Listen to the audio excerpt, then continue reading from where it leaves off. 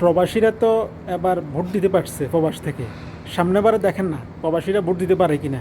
নির্বাচনের একটা অন্যতম দিক ছিল পোস্টাল ব্যালট, বিশেষ করে প্রবাসীদের ভোট। সেই প্রবাসীদের ভোটের খুঁটিনাটি যে ফলাফল, সেটি আমাদের হাতে এসেছে। সেই বিষয়টি নিয়ে আজকে কথা বলবো চর্চার প্রতিবেদক তাসিন মল্লিকের সঙ্গে। তাসিন, আপনাকে স্বাগত। ধন্যবাদ। তাসিন, ত্রয়োদশ সংসদ নির্বাচনের 299টি আসনের পোস্টাল ব্যালটের যে সার্বিক ফলাফল, সেটা আপনার হাতে আজকে এসেছে। সামগ্রিক ফলাফলে কি দেখা যাচ্ছে? পোস্টাল ব্যালটের যে সামগ্রিক ফলাফল 299টি আসনে, সেই ফলাফল আমাদের হাতে এসেছে। এবং আপনি জানেন যে প্রথমবারের মতোই প্রবাসী সরকারি কর্মকর্তা এবং কয়েদিরা এই ব্যবস্থার মাধ্যমে ভোট দিয়েছেন।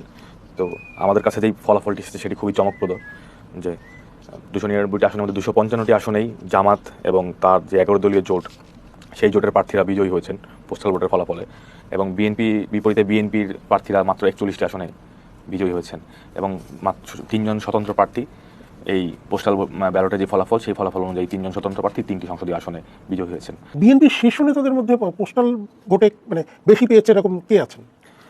পোস্টাল ভোটে বিএনপি মাত্র 3 জন শীর্ষ নেতা তারা বিজয়ী হতে পেরেছেন।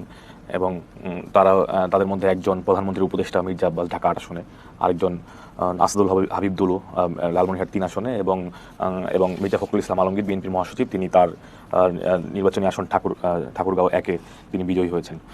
এই 3 জন বাদে বিএনপির চেয়ারপারসন এবং বর্তমানে যে প্রধানমন্ত্রী তারেক রহমান, তিনি তার সংসদীয় আসন ঢাকা 17-তে তিনি আসলে তার প্রতিদ্বন্দ্বী প্রার্থী সমখালিদুজ্জামানের কাছে হেরে গেছেন।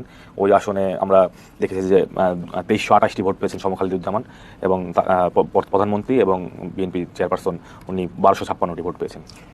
প্রবাসীরা তো এবার ভোট দিতে পারছে প্রবাস থেকে। সামনেবারে দেখেন না প্রবাসীরা ভোট দিতে পারে কিনা। এই প্রবাসীদের ভোট দেওয়ার নমুনা দেখছেন। মনে হয় সামনের দিকে আর প্রবাসীদের ভোট দিতে দিবে। মতামত অবশ্যই কমেন্টসে জানা। ধন্যবাদ।